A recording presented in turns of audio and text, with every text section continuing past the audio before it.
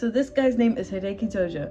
He was born December 30th, 1884 in Tokyo, Japan. He graduated from the Imperial Military Academy, and he also graduated from the Military Staff College. So he had a lot of experience with the military and war. He served briefly in Japan's embassy in Berlin after World War I.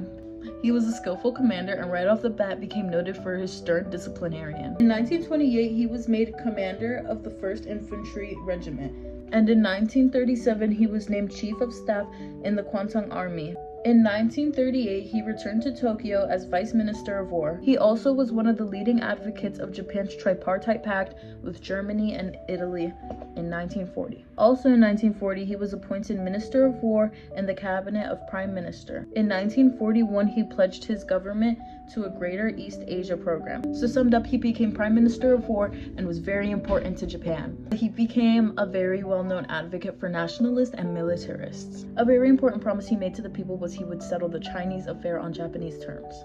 Some important events that occurred were: after December 7th, 1941, he led Japan's war efforts after the attack on Pearl Harbor. 1942, after many Japanese military reserves, Tojo assumed virtual dictatorial powers, taking over the post of the Chief of the General Staff. July 16, 1944, he was removed from being Chief of Staff. April 29, 1946, death. Found guilty in a trial and then hung. R.I.P. So for war crimes committed, Tojo was a hardworking and efficient bureaucrat. Some war crimes he committed were leading massacres and holding prisoners of war. At his trial regarding his war crimes, he was found guilty and sent to death. His aggressive policies paid big dividends early on, with major territorial gains in Indochina and the South Pacific.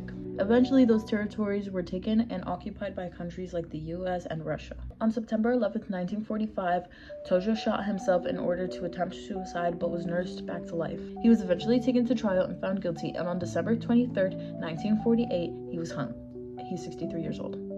Tojo is very important to world history because he was the Prime Minister of Japan during World War II. Even though he wasn't as gruesome of a dictator as many others were, he still was a dictator.